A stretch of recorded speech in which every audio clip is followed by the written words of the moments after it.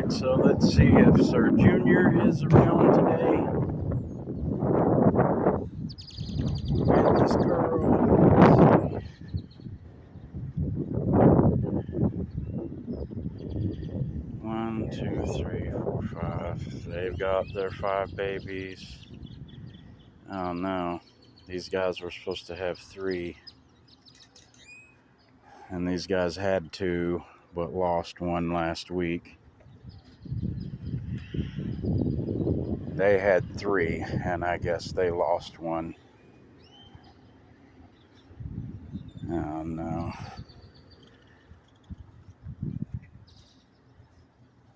I don't see. Oh, there he is. There's Sir Junior. Sir Junior. Sir Junior. Hi, baby.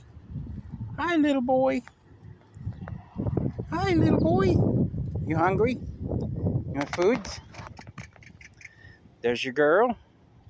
That must be your girl. You found your girl, huh? He's almost all better now.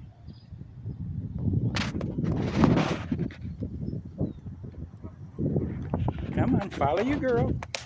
There we go. That's a pretty good walk. Yeah. Still needs a little more time, but that's pretty good. Just putting the foot down flat. Yeah. Not doing too bad.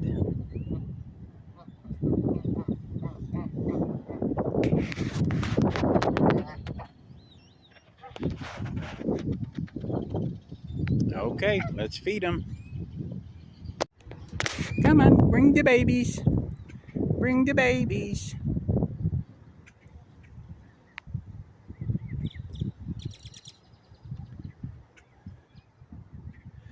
Babies already know what food is.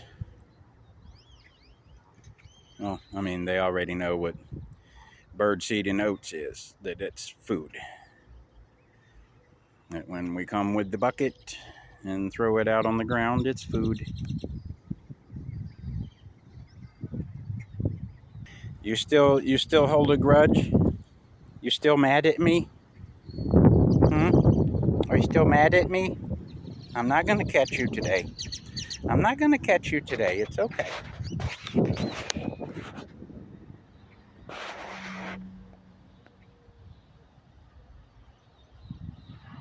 Doing good, boy.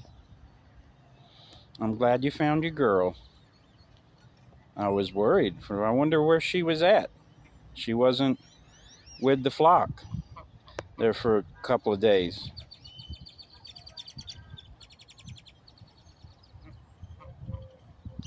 If you go back and look at the photos and the video of what his foot looked like down there, how swollen his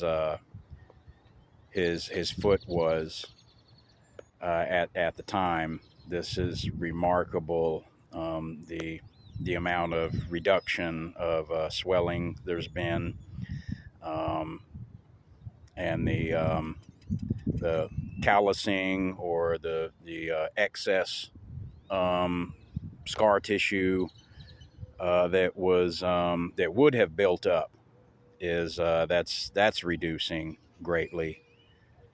And the serrapeptase I give them has a lot to do with that.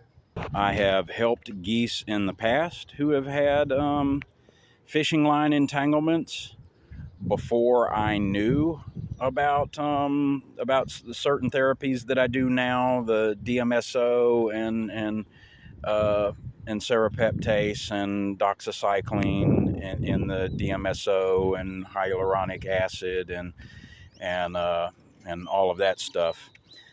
And the geese that I rehabbed in the past with fishing line entanglements where I didn't know about that stuff. I was just doing a more standard therapies, like I used BPC 157, but then everything else was your standard meloxicam and Baytril and things like that. They tended to retain a lot more of that excessive granulation, that callousing, so they would have a more their foot would have a more clubbed-like appearance. It was a lot more, grotesquely, enlarged and misshapen and everything. Just a lot of built-up scar tissue.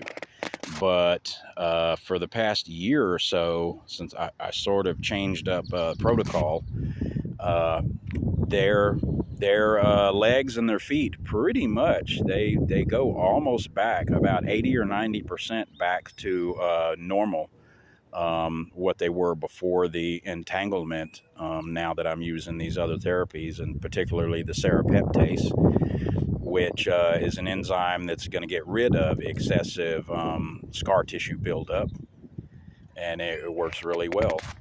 So his foot and leg is going to take on a lot more normal appearance than it otherwise would have. It was really bad on the day that he was rescued. It was really, really grotesque. And he had been on the run from us for about a month, evading capture. So it got pretty bad. You're lucky to still have your foot, boy. You really are. But I've known him ever since he was a gosling.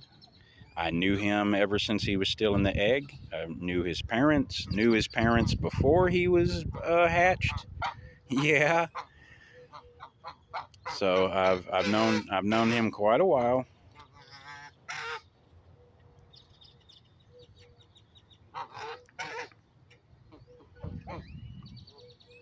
But he didn't really like me there for a few weeks whenever I had to take care of him.